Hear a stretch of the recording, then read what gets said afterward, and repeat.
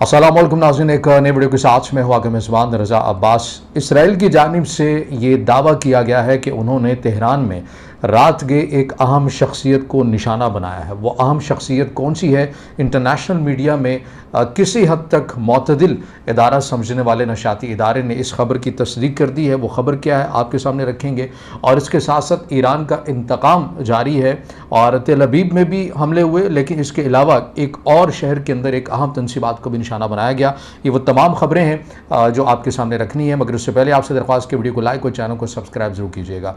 तो मामला कुछ यूँ है कि जब से ईरान और इसराइल की कशीदगी जारी उसारी है और इसराइल की जानिब से इस मामले का आगाज़ किया गया, उसके बाद से जो कुछ हुआ ज़ाहिर है वो आपके सामने है, मगर जो कुछ रात को हुआ वो बहुत कुछ हुआ जो आपके सामने रखना है। उसमें सबसे पहले अगर हम जायज़ा ले लें सिफारती हवाले से, तो सिफारती तौर के ऊपर ये चीज़ हमारे सामने आई कि रूसी सदर व्लादिमीर पुतिन की जानिब से ख़ुद अमरीकी सदर डोनाल्ड ट्रंप को फ़ोन किया गया और कहा गया कि इस मामले को मज़ीद बढ़ने से रोका जाए। कशीदगी को अमेरिका और ईरान और इसराइल की कशीदगी के हवाले से कहा गया कि इस कशीदगी को रोका जाए। इसके साथ साथ अरब ममालिक दोबारा से टेलीफोनिक राबते हुए। वज़ीर-ए-आज़म पाकिस्तान की जानिब से तुर्क सदर को भी कॉल की जाती है, वज़ीर-ए-आज़म पाकिस्तान की जानिब से ईरानी सदर को भी कॉल की जाती है और उन्हें ये यकीन दिलाया जाता है कि पाकिस्तान तमाम ईरानी भाइयों के साथ इस मुश्किल की इस घड़ी में स्टैंड कर रहा है। अब सूरत हाल आपको कहाँ जाती हुई नज़र आ रही है? अच्छा, मैं आगे बढ़ने से पहले या ईरान के हमले से मुतल्लिक बात करूँ, इसमें एक चीज़ याद रखिए, और वो है कि सभी के जहनों में ये होगा कि आखिर क्या वजह है कि रूस और चीन, जो कि तस्वीराती तौर के ऊपर न सिर्फ उसके मईशत की बिना के ऊपर बल्कि तस्वीराती तौर के ऊपर ईरान के साथ हैं, उनका इत्तेहाद है, उनके मुआहदे हैं, एग्रीमेंट है, तो आखिर उन्होंने क्यों ईरान को फ़िलहाल जो है वो तनहा छोड़ा हुआ नज़र आते हैं, बिलखसूस रशिया के सदर। तो ये याद रखिए कि दुनिया के अंदर मुफादात से बड़ा इस वक्त कोई दीन माना नहीं जाता। ज़ाहिर है ये बदकिस्मती है, और जिसके साथ अब जिस हद तक भी चले जाएं लेकिन वो अपने ही मफादात के साथ जुड़ा हुआ नज़र आता है। इस सारे मंजरनामे के अंदर ईरान को अपनी खारजा पॉलिसी का असर-ए-नौ जायज़ा लेने की ज़रूरत है। वो इसलिए कि जब रशिया और यूक्रेन की जंग ज़ाहिर अभी भी जारी उसारी है, लेकिन रशिया के लिए ईरान ने ख़ुद से बढ़कर किया है और अपने ऊपर मज़ीद पाबंदियाँ भी लगाई हैं। जैसे उनके शहीद ड्रोन मिज़ाइल हैं, ईरान ने उनके ऊपर इल्ज़ाम लगता है कि ईरान ने बड़ी तादाद के अंदर रशिया को दिए। ना सिर्फ रशिया को दिए बल्कि ज़ाहिर अगर ईरान से सप्लाई जाती रहेगी बार बार रशिया के लिए तो कहीं ना कहीं नज़रों में आ जाएगी। तो उसका एक हल ये निकाला गया कि रशिया के अंदर ही इस ड्रोन बनाने वाली फैक्ट्री को बना दिया जाए और वहाँ पर ईरानी जो इंजीनियर्स हैं जो उसको बनाते हैं वो यहाँ पर बैठ कर रशिया के लिए प्रोडक्शन करते रहें। तो इस हद तक ईरान निकल कर आया और उसने रशिया के इस मुश्किल वक्त में साथ दिया। अब इसके अंदर ये याद रखिएगा कि ये जो ख़बरें मैं आपके सामने रख रहा हूँ, इसको रशिया भी इसका डिनाई कर चुका है और ईरान भी डिनाई कर चुका है कि नहीं, हमने ना ड्रोन दिए हैं ना हमने फैक्ट्रियाँ लगाई हैं। लेकिन जाहिर है आपको यूक्रेन के अंदर जब आप देखते हैं, स्टडी करते हैं, तो उसके अंदर ईरानी ड्रोन का एक खासा किरदार और बड़ा मौसर किरदार नज़र आता है। लेकिन फिर आपके जहन में ये भी होगा कि जो ड्रोन रशिया और अब बड़े मौसर तरीके से ईरानी ड्रोन को यूक्रेन में इस्तेमाल कर रहा है, तो ईरानी क्यों नहीं इस्तेमाल कर पा रहे? तो ज़ाहिर है रशिया और यूक्रेन के बॉर्डर आपस में बिल्कुल साथ जुड़े हुए हैं और दुनिया के कोई 8 से 10 दिफाई निज़ाम वहाँ पर इंस्टॉल नहीं है यूक्रेन के अंदर जहाँ पर इतनी मुज़ामत हो।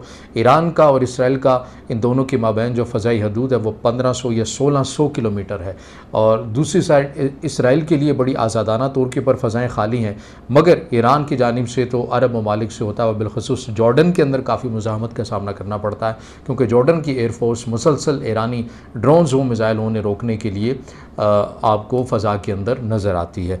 तो एक ये चीज़ है रशिया के पॉइंट ऑफ व्यू से कि रशिया आपको इस सारे मामले के अंदर पीछे हटता हुआ या बिल्कुल खामोश होता हुआ नज़र आता है। तो ये ईरान को खारजा पॉलिसी के वाले से असर-ए-नौ करना है, क्योंकि ये डिटेल्स भी आई कि भारत ने मोसाद के लिए किरदार अदा किया और 73 के करीब इंडियन जो हैं वो गिरफ़्तार किए गए हैं, जो अंदर ही ईरान के अंदर ही रहकर इसराइल के लिए काम कर रहे थे। और इसमें एक और एलिमेंट भी है, एक बहुत बड़ा जासूसी का नेटवर्क। ज़ाहिर है 73 का नंबर अगर इंडियंस का है तो इससे कहीं ज़्यादा ख़ुद ईरानियों का भी बताया जा रहा है। ऐसे ईरानी बहुत बड़ी तादाद के अंदर ईरान के अपने सिस्टम के अंदर घुस चुके हैं जो कि अपनी रियासत से ख़ास लगाव नहीं रखते हैं।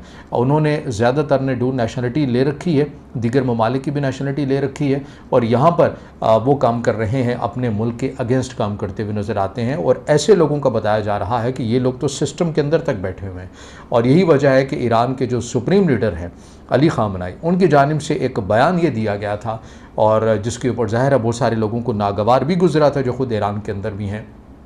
उन्होंने कहा था कि मैं ये देख रहा हूँ कि बरतानिया की जो खुफिया एजेंसी है वो किस हद तक हमारे मुल्क के अंदर रासिख हो रही है, और उसने ऐसे ऐसे फ़क़ी और मुजतहिद भी हमारे सिस्टम के अंदर इंस्टॉल कर दिए हैं, करने वाला नहीं है, कर दिए हैं। तो इससे आपको हसासियत का मालूम हो जाता है कि किस हद तक ईरान की जो रियासत है वो बड़ी हद तक आपको कंप्रोमाइज़ नज़र आती है। गिने चुने लोग हैं जो मुज़ाहमत के नज़रिए के साथ आगे बढ़े हैं, और जो वो गिने चुने लोग हैं उन्हें ही ईरान इसराइल जो है वो टारगेट करने के लिए मनसूबाबंदी कर रहा है। उसकी वजह यह है कि इस पूरे नज़रियाती जो क़यादत है इसे ख़त्म किया जाए, क्योंकि जो बाद में आने वाली है वो हमारे साथ की है। वो चाहे मुजतहिद ही क्यों ना हो, चाहे वो क्यों ना आयतुल्लाह हो, लेकिन उन्हें कॉन्फिडेंस है कि उन्होंने उस हद तक वर्क किया हुआ है। अगर कोई और आ जाता है या उनके मतलब का आ जाता है तो फिर तो ठीक है, अगर नहीं आएगा तो वो फिर इसी तरह नज़रियाती शख्सियात को चुन चुन कर अपना टारगेट बनाएंगे। तो ये एक पैटर्न आपको इसराइल का नज़र आता है।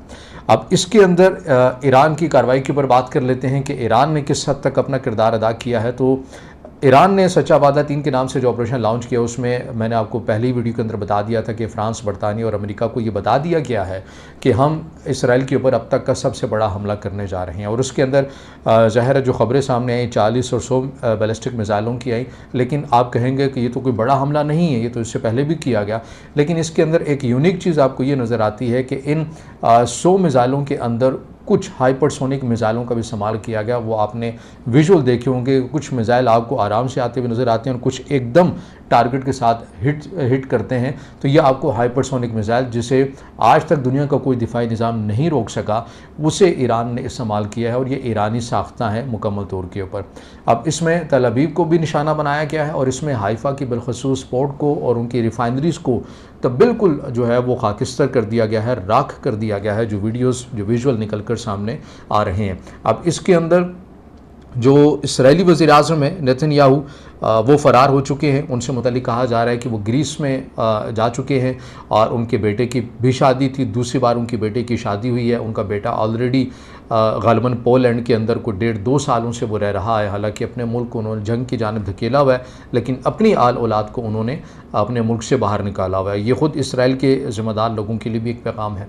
इसके साथ साथ ख़ुद भी ये ख़बरें आ रही हैं, मैं इसकी आज़ादाना तौर के ऊपर तस्दीक नहीं कर सकता, लेकिन किसी हद तक ख़बरें ये आ रही हैं कि वो जा चुके हैं, वो इसराइल के अंदर नहीं है। लेकिन कुछ रिपोर्ट्स आ रही हैं कि नहीं, वो इसराइल के अंदर भी मौजूद हैं और तमाम चीज़ों को देख रहे हैं। तो ये अब सूरत हाल है। इसके साथ साथ अब बात करते हैं तेहरान में एक अहम शख्सियत को निशाना बनाया गया। ये शख्सियत कौन है? तो इस हवाले से इसराइली मीडिया की जानिब से दावा किया गया, और उसमें बताया गया है कि हमने रात के 3 या 4 बजे के करीब एक ड्रोन अटैक किया है तेहरान में खसूसी जगह के ऊपर। जो हमारा हदफ थे वो ईरान के सुप्रीम लीडर सैयद अली ख़ामनेई बताया जा रहा है कि हमने उन्हें हिट किया है। अब ऐसी जो ख़बर है ये 2 दिन पहले भी आई थी, उस वक्त भी आई थी जब इसराइल की जानिब से पहली बार हमला किया गया था ईरान के ऊपर। तो उस वक्त जो इंटरनेशनल मीडिया है रॉयटर्स, उसके हवाले से ये ख़बर नशर हुई थी कि उस इदारे की जानिब से ईरान की बड़े एक अहम शख्सियत से पूछा गया कि वो इस खबर की तरदीद या तस्दीक कर सकते हैं। तो उनकी जानिब से कहा गया कि जी हाँ, हम ये तस्दीक कर सकते हैं कि जो सुप्रीम लीडर हैं सैयद अली ख़ामनेई वो मुकम्मल महफूज है।